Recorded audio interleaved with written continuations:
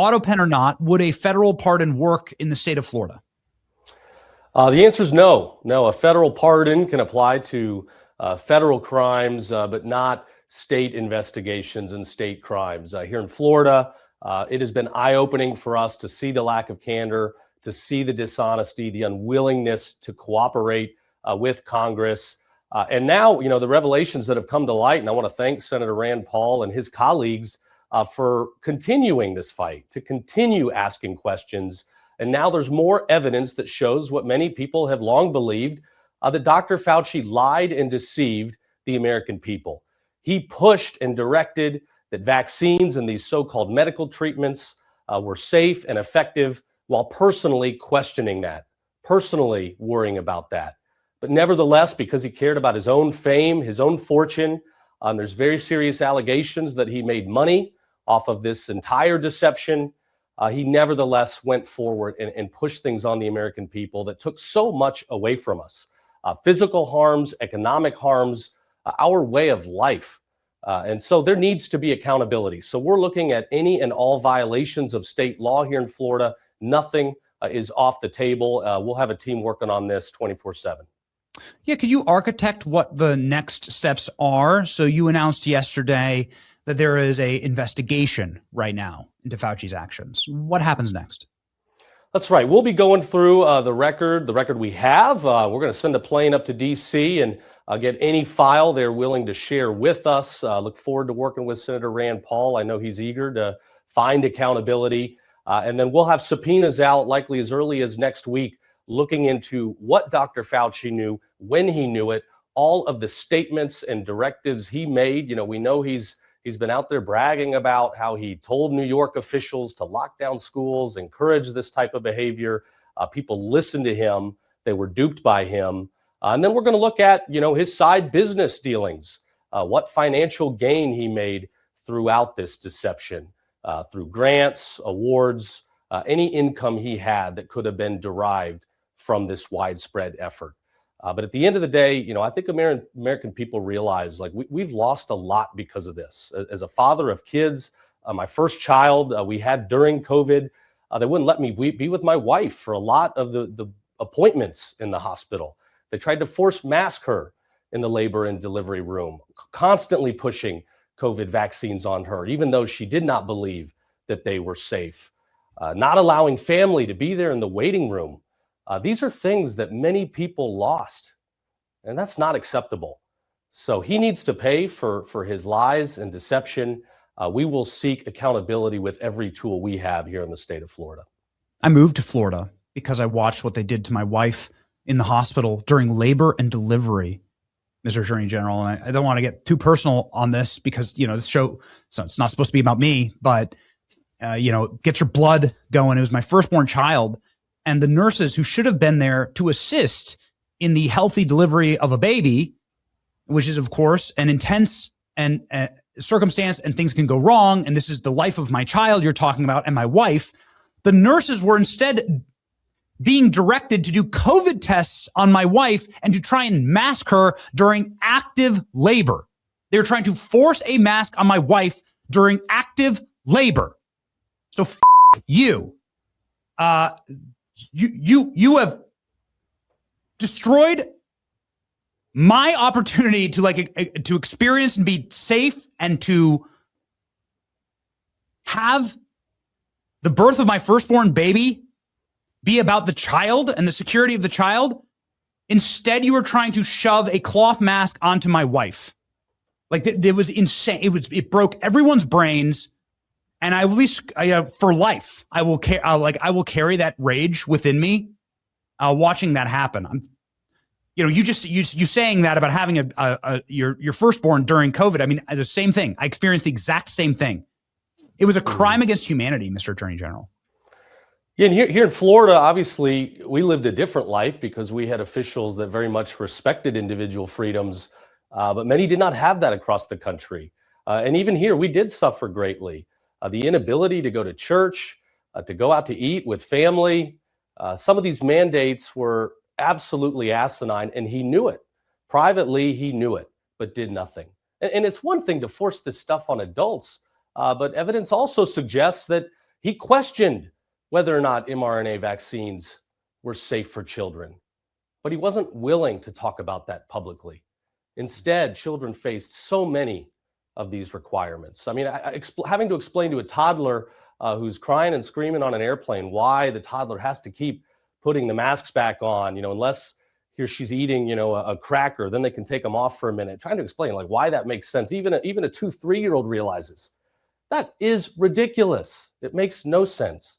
So we lost a lot. Again, the physical harms, healthy athletes falling over on courts after having the vaccines, a lot of the myocarditis, the side effects on children, not to mention the billions and billions in taxpayer dollars that were spent on this so-called treatment. And then just the everyday costs where we didn't get to live normal lives. We will only just start seeing the learning loss impact from many of those formative years being stolen from our next generation. So again, we've got a ways to go. We're at the initial stage of this inquiry, but I do think what has been uncovered very recently here shows the intentionality behind the deception, which is a key aspect of any attorney general investigation. Yeah, I mean, it's like such a great motivator. The states have a responsibility, especially the top law enforcement official in free states in America, to fight the federal government when the federal government is making policies, whether it's an open border or whether it's a health policy or whether it's a DEI policy that is unconstitutional and that harms the residents of your state. Do you see that as the role here, is like protecting the children of Florida from an evil bureaucrat doing this again? Most certainly. Just as we do here with child predators, we're about to announce our 2000th child predator arrest here in Florida. This is no different. This was an invasion of individual liberties in the most horrific fashion.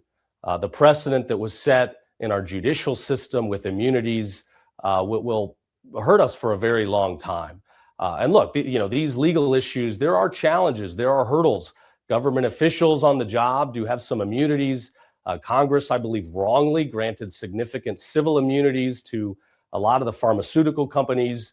But where you have evidence of deception, of lies, of dishonesty, which is unequivocally here with Dr. Fauci, and where there has been significant injury, and I would argue here the injury has been greater than our country has ever seen, there must be accountability.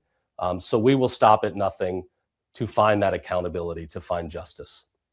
Well, final question here: why don't more attorney generals do this?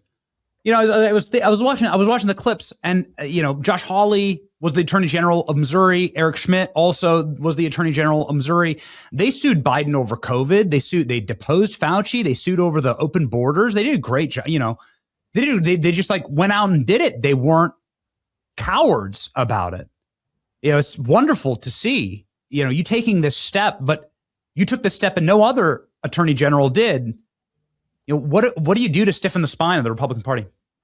Well, I hope other attorneys general will jump in and follow suit here. I do think the new evidence that's come to light changes analyses across the country. They're facing a lot of the same legal hurdles I have been dealing with. I'm glad that, in Missouri early on, they did try to hold vaccine manufacturers accountable and government officials accountable. Unfortunately, Congress did grant broad immunities that it's hard for us to penetrate. But in the states, we have different tools. We have different authorities. We are pardon proof. And again, I think new evidence coming to life that shows how broad the lies were will allow new causes of action to be pursued. So I hope other AGs, I'll certainly be working the horn to get other people riled up because the American people deserve it. Now, final question about taking the fifth the whole time. Like, would he be able to pull that in Florida? Like, would you be able, because people are quite astonished at Fauci's actions yesterday, especially since he has never said no to being on camera and talking himself. And he had a presidential pardon. So if you have a pardon and you can evade criminal liability at the federal level, what do you have to hide? It shows there clearly is a worry. He's got something to hide. That's why we're going to dig in. He certainly has Fifth Amendment rights everywhere in the land, but that doesn't evade accountability if we need to pursue action one way or the other.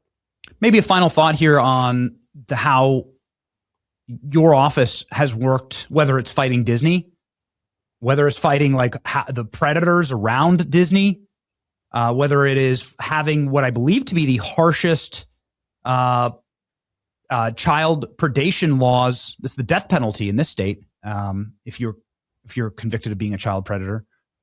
And then, it kind of ties into what you're doing here with investigating Fauci, because what Fauci ultimately did, whether it's in the labor and delivery room that you had to experience and that I had to experience, but he stole the rights from parents to raise their children in a way that we see fit.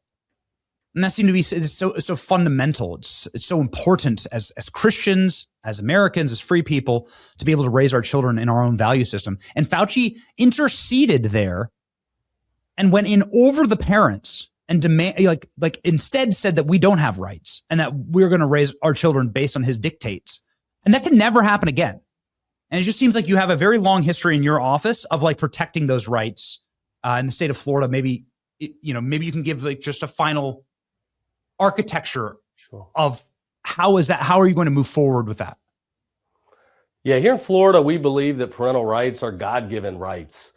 These are rights that are deeply held by parents, not school bureaucrats, not theme park CEOs that lobby heavily. At the end of the day, we protect our parents, we protect our kids. It's our number one priority down here.